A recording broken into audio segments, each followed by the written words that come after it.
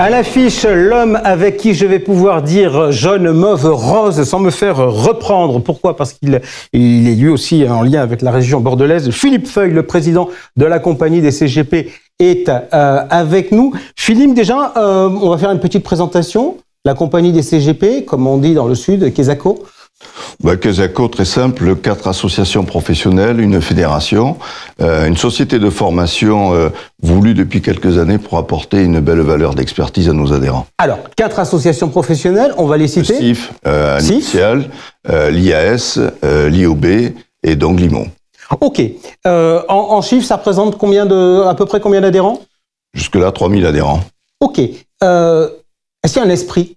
Est-ce qu'il y a une philosophie qui, entre guillemets, chapeaute ces 4 structures? Il y a une très belle philosophie qui est l'humain. Le parler vrai, c'est-à-dire se parler entre professionnels, se retrouver et jouer le collectif, jouer l'esprit d'équipe. Ça, c'est la compagnie. Alors, on est au mois de juillet, se tient à Toulouse, donc en région, la convention annuelle, dont et plus encore était partenaire. Grosso modo, déjà, si on fait un petit point en termes d'ambiance sur les métiers, l'immobilier souffre. Il y a des différences entre immobilier, CIF, IOB. Alors oui, l'immobilier souffre. Soyons objectifs. L'IOB souffre peut-être un peu moins parce qu'il semblerait qu'il y ait une certaine reprise.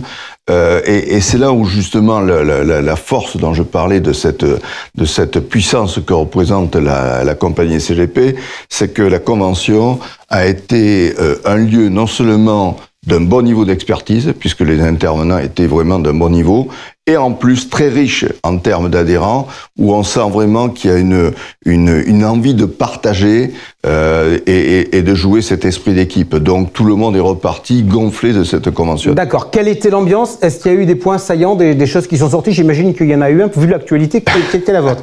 Il y en a eu un qui est le sentiment d'injustice de la part des adhérents concernant effectivement le retrait d'agrément de l'IAS. Alors, on va en parler de suite. Donc, décision de la CPR de retirer l'agrément à 2 associations dans le cadre de l'autorégulation du courtage. La compagnie IAS est concernée. En pratique, qu'est-ce qui s'est passé et comment vous l'avez vécu? Vécu très mal, ça c'est sûr, mais comment ça s'est passé? Je refais un point. Nous avions 2 ans avec la réforme du courtage pour effectivement rallier donc l'ensemble des courtiers, IOB, IAS, etc. Et moi j'étais tout à fait favorable puisque à Bercy, auprès des différents organismes, notamment la CPR, nous avons défendu ce projet. Là où je trouve anormal, c'est que il y a eu une consultation des associations qui ont été faites dès le départ, mais chemin faisant, cette consultation s'est amoindrie auprès des petites associations. Et nous nous sommes rendus compte qu'il y avait la notion de représentativité qui devait être faite par rapport à l'ensemble des courtiers, des mandataires, IOB et IAS. Et donc forcément, ça privilégie qui? Quand vous avez déjà une très grosse association, forcément, les petites associations sont donc pénalisées. Et c'est la raison pour laquelle, effectivement, cette représentativité nous a donc pénalisés. Depuis le début de notre échange, je parlais tout à l'heure du sujet de l'accent, on pourrait parler du sujet du caractère. J'ai envie de vous poser une question. Vous venez de mettre un petit tacle aux autorités. Est-ce que pour vous, être politiquement correct, c'est une qualité? Bien sûr que c'est une qualité. C'est une qualité pour une raison très simple. C'est que la base n'est pas entendue. Et quand je dis la base, ça n'a rien de péjoratif.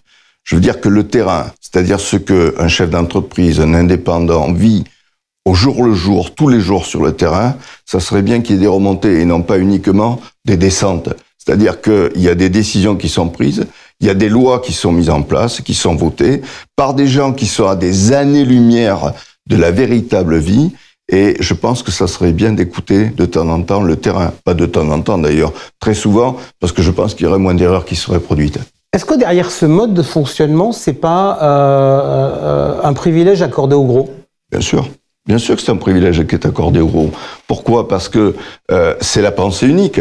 C'est-à-dire qu'il faut effectivement arriver à ce que tout le monde soit, et je suis pas contre la réglementation, depuis le départ je suis pour la réglementation, mais c'est pas en faisant un millefeuille permanent et en donnant une prérogative, parce que cette réglementation-là, il faut être très très bien organisé, avoir tous les intervenants qu'il faut, et donc toute la puissance que ça va demander au niveau des très gros, et au détriment non pas de la qualité, parce que la qualité, elle y est chez les CGP, mais le problème, c'est que ça devienne du volume, et là, on perd l'objectif qui est recherché, le profit du client qualitatif, et l'aspect également, qui est un aspect d'accompagnement des professionnels. Les regroupements dans la profession vous inquiètent, du coup, pour l'avenir de la profession?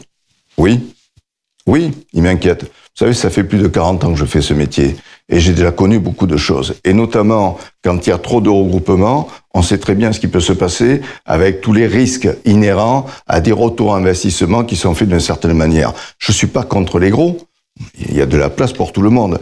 Mais je pense que si nous avons choisi ce métier, c'est pour accompagner, être proche des clients, être sur le terrain et avoir une proximité dans ce métier qui soit permanente. C'est-à-dire, c'est pas uniquement pour faire du chiffre.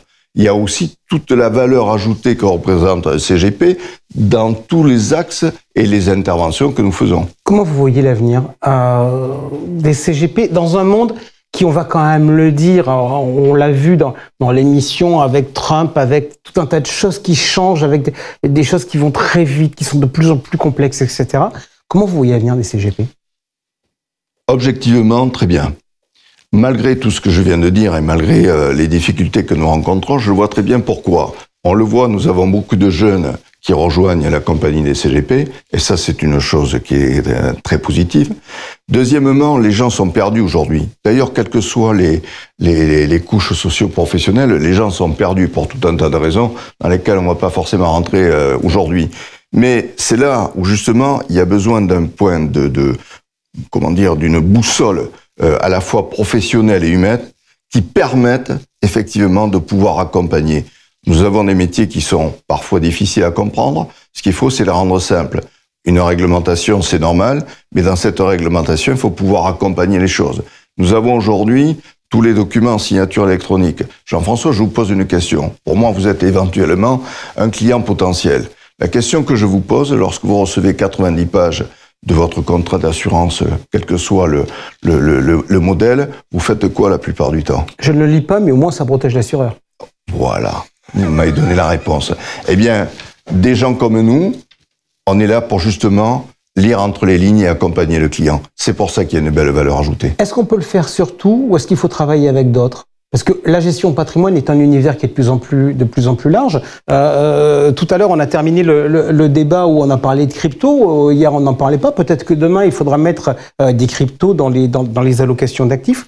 Comment on fait pour gérer la complexité des classes d'actifs, des réglementations, etc. Il faut jouer la synergie interprofessionnelle. La synergie interprofessionnelle, pourquoi ? Parce qu'on ne peut pas être bon partout et on ne peut pas tout savoir.